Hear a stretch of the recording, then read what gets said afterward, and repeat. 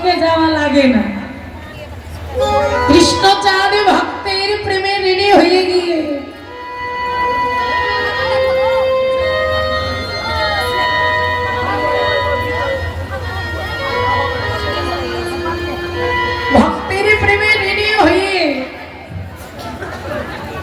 ভগবান নিজেই ভক্তের দ্বারে ছুটে আসে।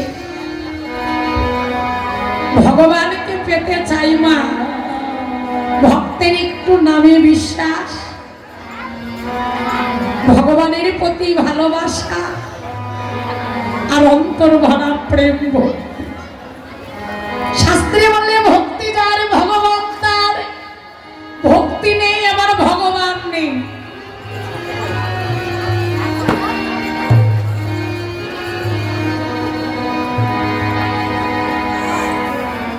ভগবানকে যদি পেতে হয়, ভক্তি হলো ভক্তের বড় শক্তি। ভক্তি ভাবে ভগবানকে ডাকো, ভগবানের কাছে তোমাকে যাওয়া লাগবে না, ভগবান নিজেই তোমার দ্বারে এসে ধরা দেবেন। তাই গৌর হরি বল, হরি বল।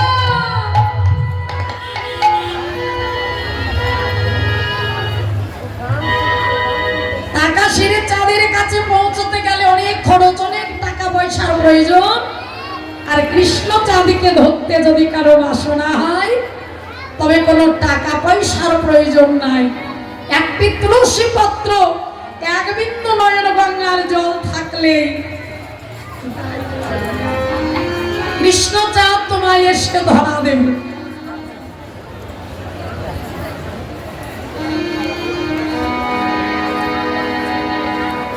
জয় রাধে। অনেক কৃষ্ণ ভক্তিমতী মা, আমার ছোট ছোট ছেলে মেয়েরা, তারা সকলেই হরিবাসনে একটি করে গীতা তৎসঙ্গে পূর্ণ দক্ষিণা দান করেছে। সকলের দান যেন আমার রাধা মাধব হস্ত পাড়ায় গ্রহণ করে। আর আমার রাধা মাধবের কৃপায় আমার ছোট্ট ছোট্ট ছেলে মেয়ে তোমরাও প্রাণ ভরে আশীর্বাদ করো, তাদের হৃদয় ভরা যেন কৃষ্ণ প্রেম ভক্তি হয়। তারা যেন পিতা মাতার মুখ উজ্জ্বল করে সুশিক্ষা লাভ করে যেন ভক্তের সেবায় লাগতে পারে। নিতাই গৌর হরি বল, হরি বল, হরি বল। আর একটি পার্থক্য আছে, শোন ললিতা। আকাশের চাঁদ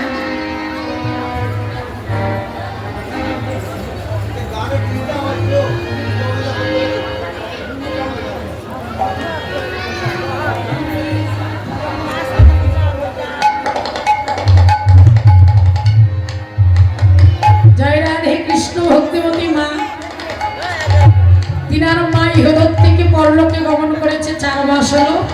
মায়ের আত্মা শান্তি কামনার জন্য ভগবান কৃষ্ণকে লক্ষ্য করে, আমার প্রাণ গোবিন্দকে লক্ষ্য করে একটি উত্তরী, তার সঙ্গে গীতা 20 টাকা দক্ষিণা দিয়েছে। তোমরা সকলেই ভগবানের কাছে কামনা করো রাধা মাধবের কৃপায় যেন মানব করে কৃষ্ণ ভক্তের ঘরে আবার জন্ম হয়, আর কৃষ্ণ ভক্ত হয়ে সে যেন কৃষ্ণ সেবায় লাগতে পারে। নিতাই গৌর হরি বল, হরি বল, হরি বল। আর সকল মায়েদের কাছে আমার নিবেদন, যারা হরিবাসনে দান করবো বলে ভেবেছ, ও মা পালার শেষে তোমরা এসো, তোমাদের কাছে আমার একটি নিবেদন। তাহারি বলছে সত্যি। আর এক পার্থক্য কি জানিস? আকাশের চাঁদ হলো ও 15 কলায় পূর্ণ, 16 কলায় পরিপূর্ণ চাঁদ নয়। 16 কলায় চাঁদ বটে, কিন্তু 16 কলায় পূর্ণ নয়। হিসেব করে দেখো মা, অমাবস্যার পরের দিনে যে প্রতিপদ, প্রথমা, দ্বিতীয়া, তৃতীয়া, চতুর্থ, পঞ্চমী, ষষ্ঠী, সপ্তমী, অষ্টমী, নবমী, দশমী, 11 দিনে একাদশী, 12 দিনে দ্বাদশী, 13 দিনে ত্রয়োদশী, 14 দিনে চতুর্দশী, 15 দিনে হয় পূর্ণিমা। 15 কলায় পূর্ণ। তবে এক কলা গেল কোথায়? ওই এক কলা চাঁদ রয়ে গেছে বাবা ভোলানাথের জটার উপর। এখন যদি আকাশের চাঁদকে 16 কলায় পূর্ণ করতে হয়, ওই এক কলা চাঁদ জটা থেকে নিয়ে এনে যদি জুড়ে দেওয়া যায়, তবে আকাশের চাঁদ 16 কলায় পূর্ণ হবে। কিন্তু এবার কৃষ্ণচন্দ্র সে যে ষোলো পালাই পড়ে পড়ে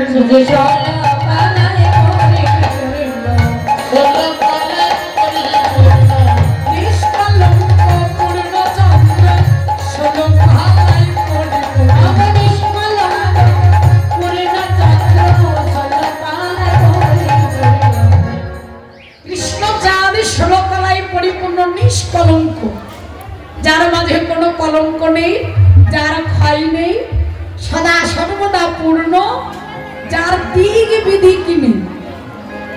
ললিতা, আমার গোবিন্দ চাঁদের কাছে তোরাই বল, আমি গগন চাঁদকে তুলনা করবো কি রূপে?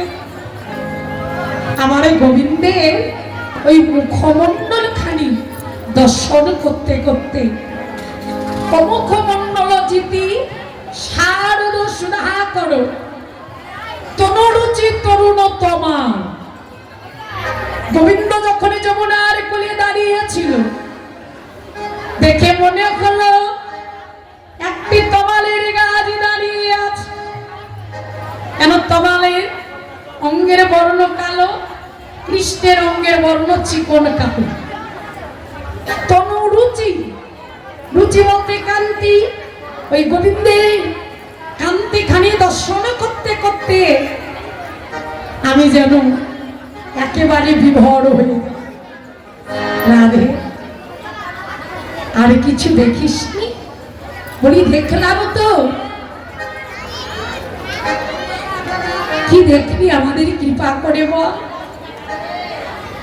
চৌডায় চারু শ্রীখণ্ডিত মণ্ডিত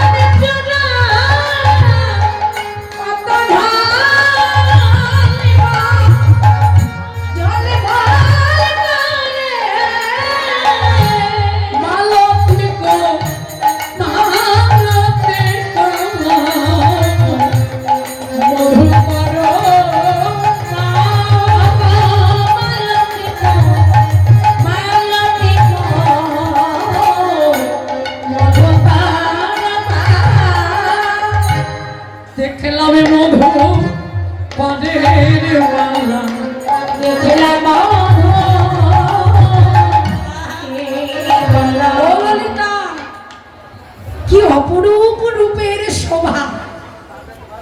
এমন রূপ কোনদিন দর্শন করিনি। কি রূপে দেখলি? চূড়ায় চারু শিখণ্ডিত মণ্ডিত। আমার গোবিন্দের মস্তকে যে মোহন চূড়া, ওই চূড়া এত সুন্দর ঝলমল ঝলমল ঝলমল করছে। চূড়ার এত শোভা বৃন্দাবনে আগে কখনো দর্শন করি। তবে গোবিন্দের মস্তকে মোহন চূড়া কি এমন পূর্ণ করেছিল গো মা, স্বয়ং ভগবানের মস্তকে লাভ করলো। হচ্ছে গোবিন্দের মস্তকে যে মোহন চূড়া, সে কে জানো?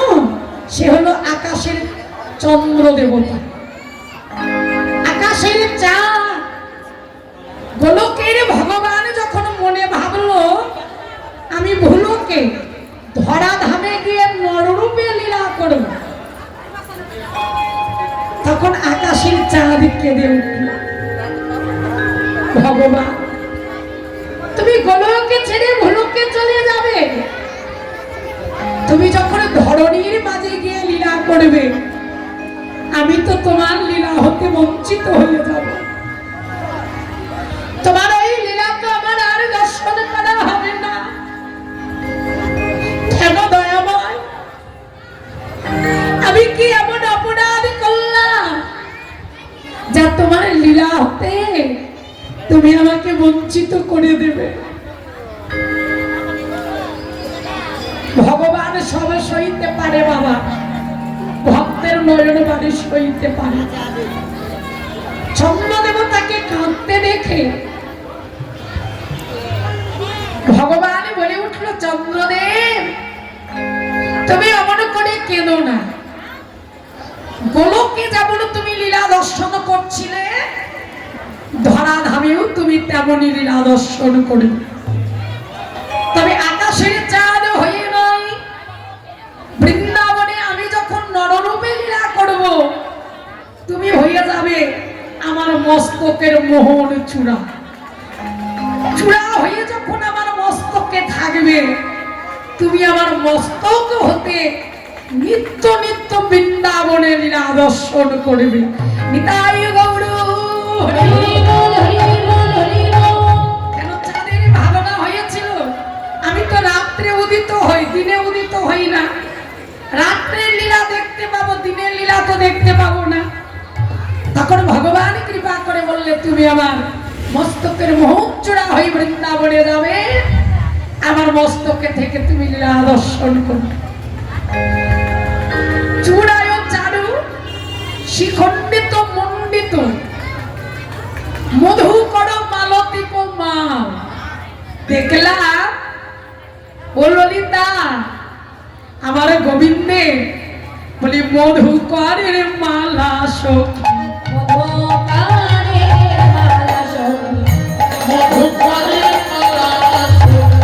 কতই শোভা হয়েছে রে মধুকরের মালা সারি, কতই শোভা হয়েছে রে মধুকরের মালা সখী।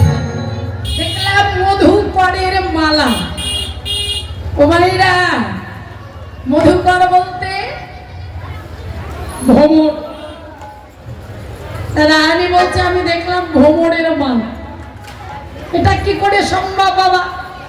একটা ফুলে যেমন মালা হয় না, মালা যদি ফুলের মালা গাঁথতে হয় 10টা 15টা 20টা ফুলের প্রয়োজন হয়। তারা রে তুই যে বলছিস ভ্রমরের মালা, এটা কি করে সম্ভব? বলে আমি তো তাই দেখলাম। কি সুন্দর আমার গোবিন্দের মস্তকে শোভা করে আছে।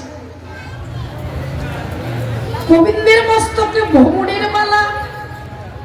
ললিতা, মা যশোমতী যখন গোবিন্দের মাথায় মোহন চূড়া বাঁধত, চূড়াটা যেন শক্ত হয়ে থাকে, তখন ওই মালতী ফুলের মালা দিয়ে বেঁধে দিত। একটা মালতী ফুল একটা ভ্রমর, একটা মালতী ফুল একটা ভ্রমর, একটা মালতী ফুল একটা ভ্রমর। প্রত্যেকটা মালতী ফুলে ভ্রমর এত সুন্দর সারি সারি বসে আছে, দেখে মনে হলো ওটা যেন ভ্রমরের মালা।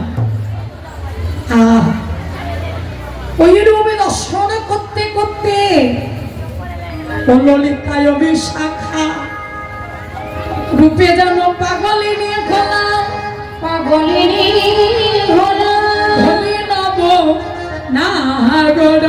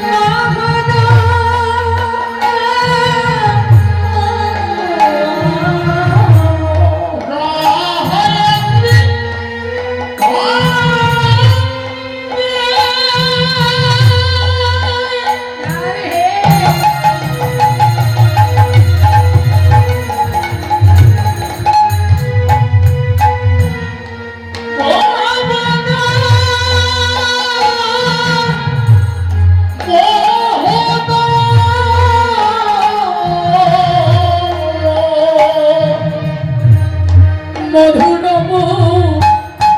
রলে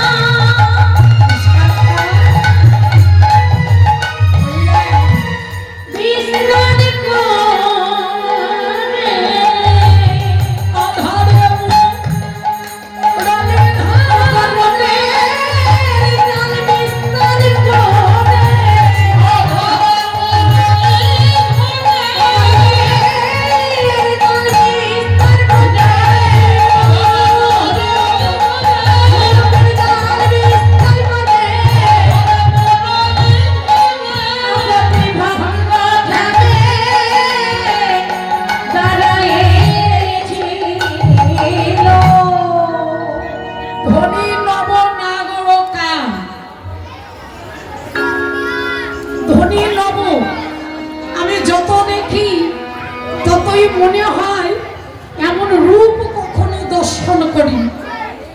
ত্রিভঙ্গ ভঙ্গিমা থামে যে দাঁড়িয়ে আছে, এত সুন্দর শোভা। বিশাখা বলছে ওরাই অনেকদিন ধরে একটা মনের ভিতরে প্রশ্ন ঘুরপাক খাচ্ছে। আচ্ছা গোবিন্দ এত সুন্দর দেখতে, একটা কথা বলতো, গোবিন্দের ত্রিভঙ্গ কেন বাঁকা? ও বাঁকা কেন? যার রূপে জগৎ ভোলে সেই গোবিন্দ হয়ে গেল বাঁকা। বিশাখা, আমার গোবিন্দের ত্রিভঙ্গ বাঁকা কেন জানতে চাস? যার রূপে সর্বমর্থ পাতাল ভুলে স্বর্গের দেবতা হাউ হাউ করে কেঁদে উঠল, গোবিন্দ কৃপা করো বলে,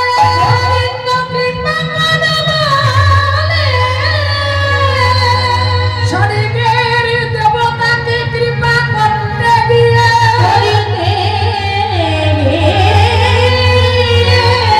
গোবিন্দের একই অঙ্গ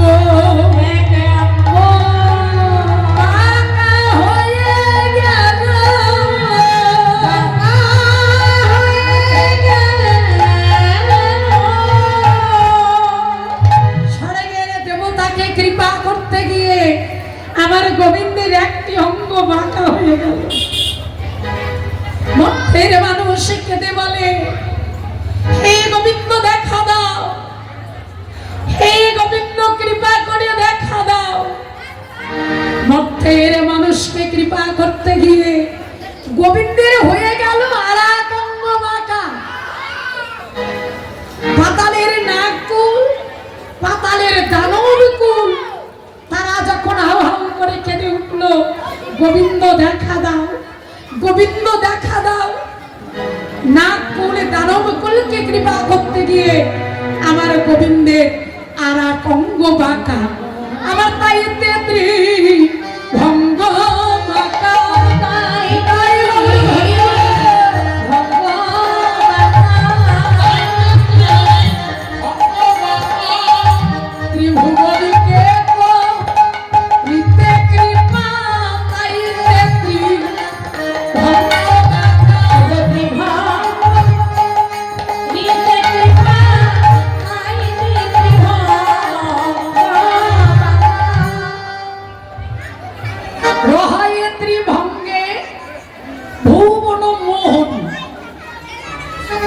যেই ত্রিভুবন আমার গোবিন্দের রূপে মোহিত হয়ে যায়, ত্রিভঙ্গ ভঙ্গিম ঠাবে দাঁড়িয়ে আছে। দাঁড়িয়ে থাকতে থাকতে দেখলাম কি জানিস, মধুর মুরলী করুগা, মোহন মুরলী বলে মধুরের স্বরে গান করেছে, মধুরের স্বরে গান করেছে, আধারে মধুরে মুরলী মধুরের স্বরে গান করেছে, আধারে মধুরে মুরলী মধুরের স্বরে গান করেছে, আধারে মধুরে মুরলী বলে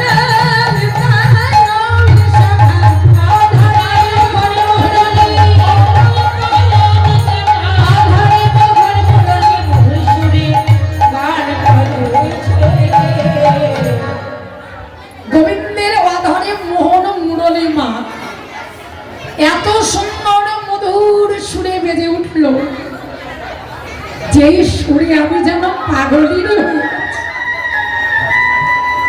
তা গোবিন্দের অধরে যে মুরলী, এই মুরলী চিন্তা করলো আমি কেন একাই গোবিন্দের অধরামৃত পান করি, জগৎকে পান করাতে 6 রাগ 36 রাগিনী হয়ে প্রবাহিত হচ্ছে। এই মুরলী কে ছিল জানো? এই মুরলী ছিল গোলকে আমাদের মা সরস্বতী। মা সরস্বতী গোবিন্দের সাধনায় বসেছে। গোবিন্দ যখন সাধনাতে সন্তুষ্ট হলো, বাবা সরস্বতীর সম্মুখে এসে দাঁড়ালো, দেবী চেয়ে দেখো আমি এসেছি, তোমার সাধনায় সন্তুষ্ট, তুমি কি চাও? তুমি আমার কাছে যা চাইবে আমি তোমাকে তাই দেব। সরস্বতী করজোরে কেঁদে উঠলে, প্রাণ গোবিন্দ তুমি যখন কৃপা করে এসেছো, তুমি যখন আমাকে দিতে চাইছো, তবে দাও গোবিন্দ, আমি তোমার অধর অমৃত পান করতে চাই। ভগবান ভাবলো অসম্ভব, বৃন্দাবনে নররূপে যখন লীলা করব, একটি রজনী চন্দ্রাবলীর কুঞ্জে যাপন করব বলে রাধার হবে কত মান অভিমান, আমাকে কত সাধতে হবে। আর তুমি যে অধর অমৃত পান করতে চাইছো, এটা যদি জানাজানি হয় কি অবস্থা হবে ভেবেছ? তুমি অন্য কিছু চাও। বলি না গোবিন্দ, আমি তোমার অধর অমৃত পান করতে চাই। ভক্তের প্রেমে ভক্তের ভক্তিতে বাধা পড়ে গেল ভগবান। ভগবান বললে, সরস্বতী তোমার মনোবাসনা পূর্ণ হবে, তবে আজ নয়, বৃন্দাবনে যখন নররূপে লীলা করব, তুমি হয়ে যাবে আমার হস্তের মোহন মুরলী। তুমি মুরলী হয়ে আমার অধরে থেকে রাধা রাধা বলে বাজবে, আমার অধর অমৃত সুধা পান করবে। সেই মুরলী আজকে বৃন্দাবনে গোবিন্দের অধর অমৃত পান করতে করতে মুরলী এত আনন্দ পেয়েছে মা, তখন ওই মুরলী ভাবলো আমি কেন আনন্দ একা পাই, সারা জগৎই যেন সেই আনন্দ উপলব্ধি করতে পারে, অধর অমৃত পান করতে পারে। এবার সুর হয়ে 6 রাগ 36 রাগিনী হয়ে প্রবাহিত হতে লাগে। তাই মধুর সুর, যেই সুরে জনমের মতো গোবিন্দের চরণের আমি দাসী হয়ে গেছি। ললিতারে ওই রবি দর্শনে করিতে করিতে আরো কি দেখলাম জানিস, পাহলোকা টলমল তিলোকা ঝল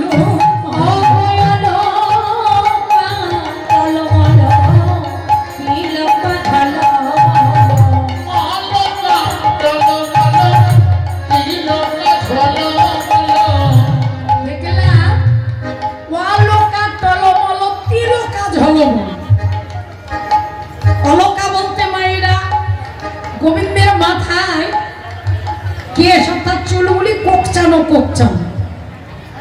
অনেক বাচ্চাদের দেখা যায়, তার মা যশোমতী চুলগুলিকে যখন টেনে ঝুঁটি বেঁধে দিত, কিছু কিছু কোকচানো ছোট ছোট চুলগুলি মা ছুটে যেত। হ্যাঁ, তা গোবিন্দের কপালে এত সুন্দর শোভা করে আছে, আসে দর্শন করে মহাজন বর্ণনা করছে অলোকার টলমল মৃদু মৃদু পবন বাতাস যখন লাগছে ওই চুলগুলি ধীরে ধীরে নড়ছে দেখে মনে হচ্ছে টলমল টলমল টলমল করে টলমল টলমল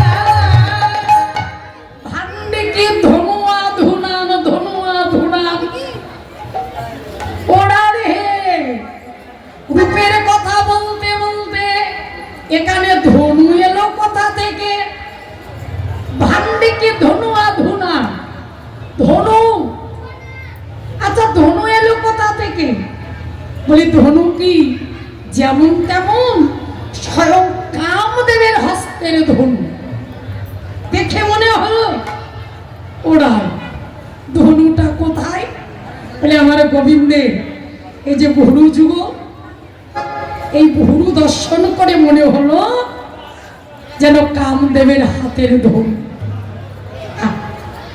আচ্ছা ধনু আছে বান নেই বলি বান আছে তো